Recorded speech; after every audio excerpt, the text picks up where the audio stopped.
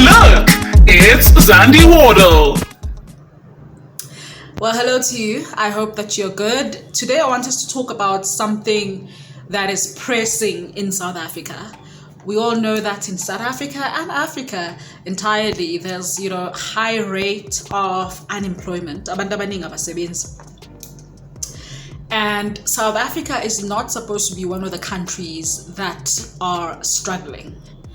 Based on the fact that our economy is absolutely supposed to be rich right now. Our economy is supposed to have momentum.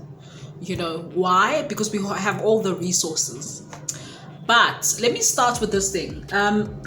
My sister lived in China for like 3 or 4 years, just don't remember, a few years ago. And I would call her maybe around midnight, and she'd be out in the streets, out, having dinner and late dinner with friends and the people working in restaurants and everything like that. But in South Africa, after 7 p.m., everybody's really shutting their doors to be at home. How are we going to recover our economy when we shut down as a country from 7 o'clock? Because abaningi, they can work during the day, from 6 o'clock through to midnight, and after midnight we're supposed to have other people working. Back in the days, we used to have a 24-hour drive-through that also created employment, but nowadays most drive-throughs close at 9 p.m. And if you're lucky, even if they close at 9 p.m., 7 p.m., even the drive-throughs are closing now, So if we continue like this as a country, I said this when I was on radio a few years ago, that we are shutting down as a country when we don't have money. We are not supposed to shut down. That's for one. I'm the kind of person who likes to take advantage of what it is that I have at my disposal and expand it. I don't believe in making excuses. When everybody's asleep at midnight and everything like that, from 3 o'clock, I wake up at 3 o'clock every day to work. And that is before my main job. I have to do some work, especially online, that generates revenue before my main work.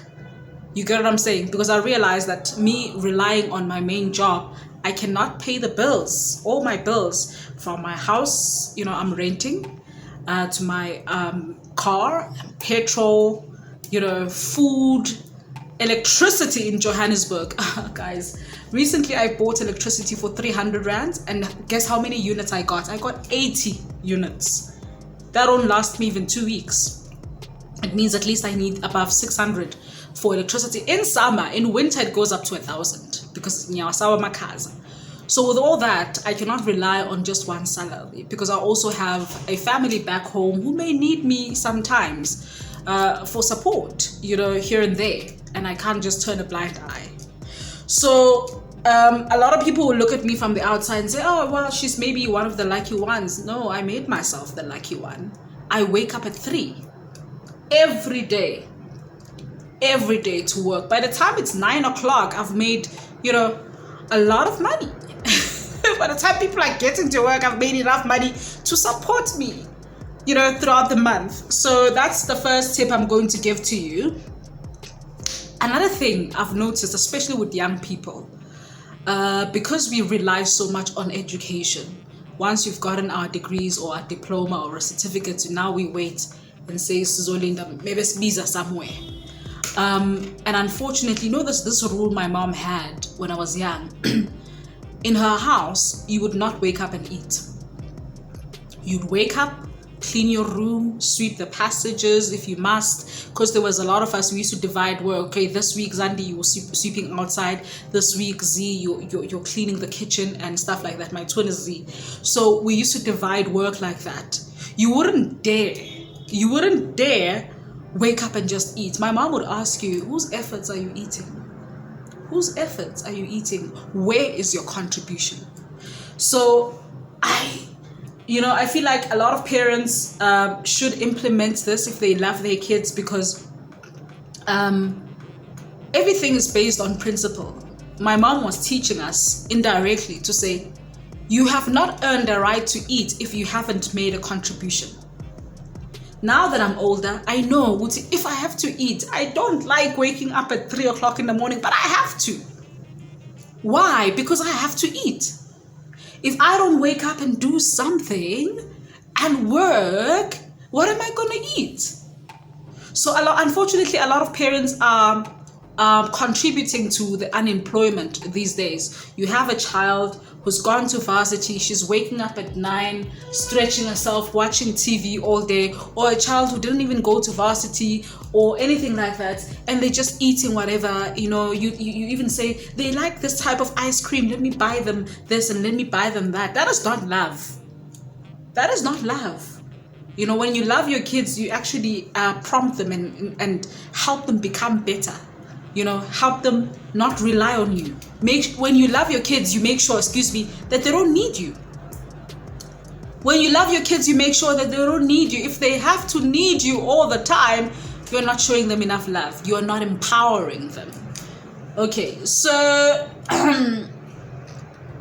another thing is, when there was a time I was unemployed for 3 years, and that is the time before I discovered this.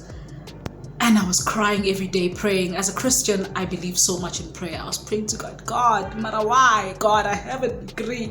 I wanted to tear my degree into pieces because I was like, this is useless. I cannot be unemployed for 3 years and have a degree. What's the point of having a degree? So, one day I sat down and said to myself, okay, today I'm going to think deep as to what it is and where it is that I'm lacking and what I can do about it. And when I was reflecting the entire day, I realized that I was spending so much time watching movies. I have a laptop, so I used to load movies. It was before the times of Netflix. So I used to load movies via USB for my friends. My friends were also unemployed at that time. And I would watch movies, buy popcorn, watch movies the whole day. After watching movies, I'd watch, I used to love this reality show, Married to Medicine, and the other one where people are dating from different countries. I forgot the name. TLC was my best friend. I used to love watching their shows. And then I realized, okay, how much time do I spend looking for a job in a day? And I realized I'm spending only 30 minutes looking for a job. And I'm spending the entire 8-9 hours watching movies. And after that, I'm going to sleep for the next 8-9 hours. I'm wasting time, basically. So I disconnected my TV. I stopped making payment for the TV services. And I had no TV at all. Because you have not earned the right to watch TV if you're not paying for it. If you're not relaxing from a hard work day. You get what I'm saying? So most of the time my sister was helping me financially. Sometimes my mom was helping me financially. That's why I could pay for the TV. But I did not pay with my money because I was unemployed. So I have not earned the right to watch TV. Why am I watching TV when I haven't made the money to afford me that TV? So I disconnected it. And it wasn't even a month after that I got a job. Everything needs principle. Once you understand that I have not earned the right, how do I earn myself the right to be watching TV, the right to be eating, then it will make sense to you. You will know exactly what to do. And another thing also is that I want to emphasize is we have come to a time where one job is not enough. So if you are relying on one job, that's why South Africans are so poor. That's why we are always stressed. Hence, I told you earlier on, I wake up early in the morning, do something else before my main job, because I realized that I cannot afford my bills, with just one job.